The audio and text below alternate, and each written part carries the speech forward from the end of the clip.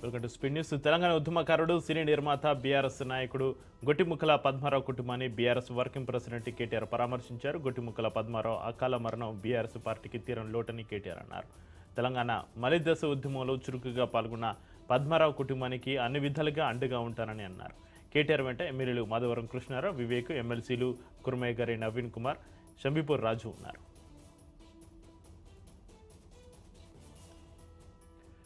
మహిళల ఆత్మగౌరవాన్ని పెంపొందించే లక్ష్యంతో తెలంగాణ ప్రభుత్వం ప్రతిష్టాత్మకంగా ఇందిరమ్మ చీరల పంపిణీ కార్యక్రమాన్ని చేపట్టింది. సనత్ నగర్ నియోజకవర్గంలో నిర్వహించిన పంపిణీ కార్యక్రమంలో PCC vice president in charge doctor Kota Neelima పాల్గొని స్థానిక మహిళలకు చీరలను అందజేశారు. రాష్ట్రంలోని ప్రతి మహిళకు చీరను అందించాలనేది ప్రభుత్వ లక్ష్యమని డాక్టర్ కోట నీలిమ తెలిపారు. కాంగ్రెస్ ప్రభుత్వం మహిళల అభ్యున్నతికి, సంక్షేమానికి పెద్దపీట వేస్తుందని, అందులో భాగంగానే 1 కోటి మంది మహిళలను ఆర్థికంగా బలోపేతం చేసేందుకు కృషి చేస్తుందని అన్నారు. రేషన్ కార్డులు, ఇందిరమ్మ ఇళ్ల వంటి ప్రభుత్వ పథకాలను మహిళల పేరుతోనే మంజూరు చేస్తున్నామని, తద్వారా వారిని కుటుంబ యజమానులుగా గుర్తిస్తున్నామని చెప్పారు. అర్హులైన ప్రతి మహిళకు ఈ పథకం పారదర్శకంగా అందేలా అధికారులు చర్యలు తీసుకోవాలని ఆమె సూచించారు. ఏపీలోని ప్రభుత్వ ఉద్యోగులకు రాష్ట్ర ప్రభుత్వం భారీ ఊరటనిచ్చింది. తాజాగా జరిగిన మంత్రివర్గ సమావేశంలో ఉద్యోగుల పక్షాన ఒక చారిత్రక నిర్ణయం తీసుకున్నారు. 2004కు ముందు వివిధ శాఖలు చేరిన ఉద్యోగులకు ఓల్డ్ పెన్షన్ స్కీమ్ వర్తింపజేయాలని కేబినెట్ కీలక నిర్ణయం తీసుకుంది. ఈ నిర్ణయం వల్ల సుమారు 11,000 మంది ఉద్యోగులు, వారి కుటుంబాలకు ఎంతో మేలు చేకూరనుంది. దీని ద్వారా ప్రతి ఉద్యోగికి సుమారు 3 కోట్ల రూపాయల మేర సర్వీస్ బెనిఫిట్స్ అందజేయనున్నట్లుగా అంచనా. ఈ నిర్ణయంపైన ఏపీ సచివాలయ సంఘం అధ్యక్షులు రామకృష్ణ హర్షం వ్యక్తం చేశారు. సంక్షేమ నిర్ణయాలు తీసుకోవడంలో ముఖ్యమంత్రి చంద్రబాబు నాయుడు ఎప్పుడూ ముందుంటారని, ఈ నిర్ణయం వేలాది మంది ఉద్యోగుల జీవితాలు వెలుగులు నింపుతుందని ఆయన కొనియాడారు.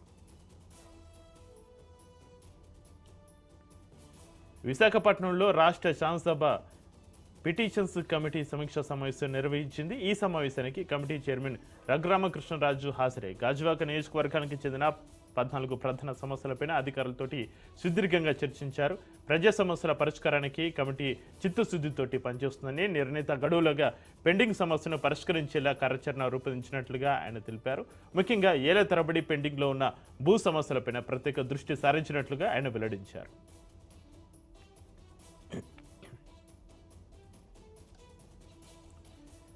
ఏలూరు జిల్లా ద్వారకా తిరుమలలోని చిన్న వెంకన్న ఆలయంలో అభివృద్ధి పనులకు శ్రీకారం చుట్టారు. రాజమండ్రి ఎంపీ పురంధరేశ్వరి, ఎమ్మెల్యే మద్దిపాటి వెంకటరాజు ఆలయాన్ని సందర్శించి ప్రత్యేక పూజలు చేశారు. అనంతరం 3.5 కోట్లతోటి విద్యుత్ సబ్స్టేషన్కు శంకుస్థాపన చేశారు. అలాగే టెంపుల్ టూరిజంలో భాగంగా ద్వారకా తిరుమల, ఐఎస్ జగన్నాథపురం ఆలయాలను అనుసంధానిస్తూ 30 కోట్లతోటి డబుల్ రోడ్డు నిర్మించనున్నట్లుగా వాళ్ళు వెల్లడించారు.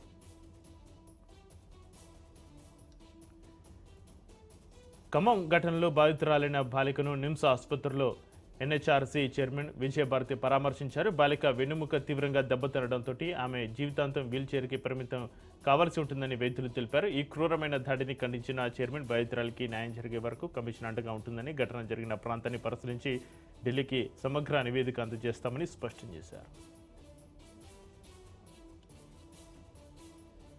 సికింద్రాబాద్ కంటోన్మెంట్లో నిర్వహించిన ఓటర్ల నమోదు ప్రక్రియ అవగాహన సదస్సు తీవ్ర ఉధృత పరిస్థితులకు దారితీసింది. ఎన్నికల అధికారులు, కంటోన్మెంట్ బోర్డు ఆధ్వర్యంలో నిర్వహించిన ఈ కార్యక్రమంలో రాజకీయ పార్టీల ప్రతినిధులు, బూత్ లెవెల్ అధికారులు పాల్గొన్నారు. సమావేశం జరుగుతుండగా బీజేపీ నాయకుడు బేని శ్రీనివాస్ చేస్తున్న వ్యాఖ్యలు రచ్చకు దారితీశాయి. బూత్ లెవెల్ అధికారులు అధికార పార్టీకి తొత్తులుగా వ్యవహరిస్తున్నారని, ముఖ్యంగా మహిళా రిసోర్సు పర్సన్లు అధికార పార్టీకి ఒత్తాసు పలుకుతున్నారని ఆయన ఆరోపించారు. ఈ వ్యాఖ్యలపైన మహిళా ఆర్పీలు తీవ్ర ఆగ్రహం వ్యక్తం చేశారు. వెంటనే తన వ్యాఖ్యలు వెనక్కి తీసుకోవాలని, క్షమాపణలు చెప్పాలని డిమాండ్ చేయడంతో బీజేపీ నేతలకు, మహిళా ఆర్పీలకు మధ్య తీవ్ర వాగ్వాదం చోటు చేసుకుంది. దీంతో సదస్సు ఒక్కసారిగా రసాభాసగా మారింది. చివరకు అధికారులు జోక్యం చేసుకుని ఇరు వర్గాలను సముదాయించడంతో గొడవ సద్దుమణిగింది. సచివాలయంలో ఉద్యోగం ఇప్పిస్తామంటూ అమాయక యువకులను నమ్మిస్తూ మోసాలకు పాల్పడుతున్న ఒక కేటుగాడిని పోలీసులు అదుపులోకి తీసుకున్నారు. సచివాలయంలో ఉద్యోగం ఇప్పిస్తానని నమ్మించి జగిత్యాలకు చెందిన ఒక యువకుడి నుంచి 3.5 లక్షల రూపాయలు వసూలు చేసిన ఘటన వెలుగులోకి వచ్చింది. ఇంటర్వ్యూ కోసంకి రమ్మని సదరు యువకుడిని పిలిచిన నిందితుడు సచివాలయం వద్దకు రప్పించాడు. అక్కడ నిందితుడు ఇచ్చిన అపాయింట్మెంట్ లెటర్ను పరిశీలించగా అది నకిలీదని తేలడంతో బాధితుడు కంగు తిన్నాడు. తాను మోసపోయానని గుర్తించిన బాధితుడు వెంటనే పోలీసులకు సమాచారం అందించాడు. ఈ విచారణలో నిందితుడు బేగంపేటకు చెందిన సోగల నరేంద్రగా గుర్తించారు. నిందితుడిని అదుపులోకి తీసుకున్న పోలీసులు ఈ వ్యవహారంపైన మరింత లోతుగా దర్యాప్తు చేస్తున్నారు.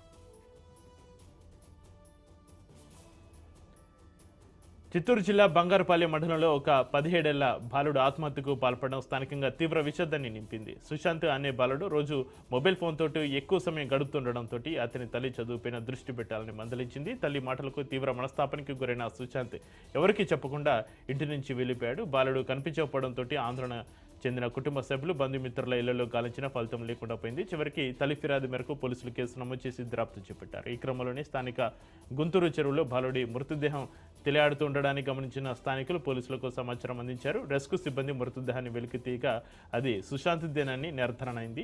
తల్లి మందలించిందనే ఆవేదనతో బాలుడు ఈ కఠిన నిర్ణయం తీసుకుని ఉంటాడని పోలీసులు ప్రాథమికంగా భావిస్తున్నారు.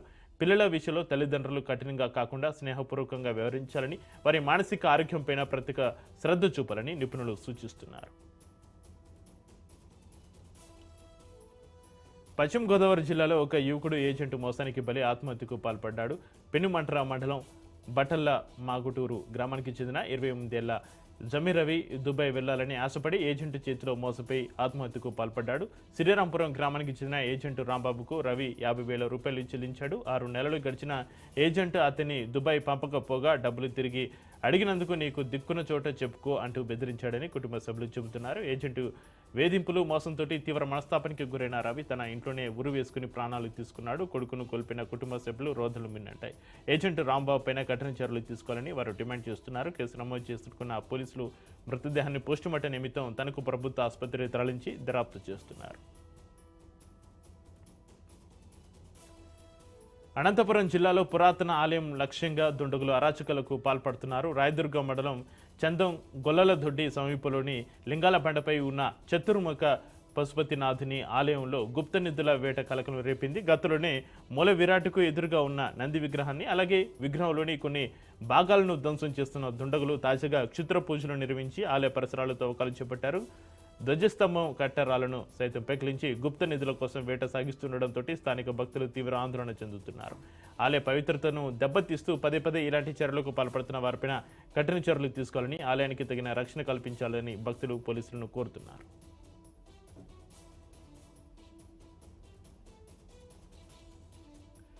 హైదరాబాద్ సికింద్రాబాద్లో ఏసీబీ అధికారులు మెరుపు దాడి చేశారు. గాంధీనగర్ పోలీస్ స్టేషన్లో పనిచేస్తున్న ఎస్ఐ నరసింహను ఏసీబీ అధికారులు రెడ్ హ్యాండెడ్గా పట్టుకున్నారు. ఒక కేసు విషయంలో బాధితుడి నుంచి 50,000 రూపాయల లంచం తీసుకుంటుండగా ఏసీబీ డీఎస్పీ మాజిద్ అలీ ఖాన్ ఆధ్వర్యంలోని బృందం ఆయన అదుపులోకి తీసుకుంది. కేసు నమోదు చేస్తున్న అధికారులు మరిన్ని వివరాలను సేకరిస్తున్నారు.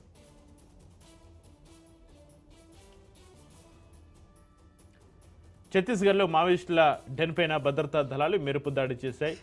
ఉత్తర బస్తర్ కాంకేర్ జిల్లా అమటోలా అటవీ ప్రాంతంలో మావోయిస్టులు దాచిపెట్టిన భారీ ఆయుధ నిల్వలను పోలీసులు బీఎస్ఎఫ్ బృందాలు స్వాధీనం చేసుకున్నాయి. ఇక బస్తర్ రేంజ్ ఐజీ సుందర్ రాజ్ ఆదేశాల మేరకు ఆ ప్రాంతంలో కుంబింగ్ నిర్వహిస్తుండగా ఈ భారీ డంప్ను గుర్తించారు. స్వాధీనం చేసుకున్న వాటిలో 4 బర్మా గన్లు, వైర్లెస్ సెట్లు, నక్సల్ యూనిఫామ్, రేడియో, కొన్ని కీలకమైన డాక్యుమెంట్స్ ఉన్నాయి. ఇక సరిహద్దు ప్రాంతంలో నక్సల్స్ కదలికలను అరికట్టేందుకు భద్రతా దళాలు చేపట్టిన ఈ ఆపరేషన్ పెద్ద విజయంగా భావిస్తున్నారు.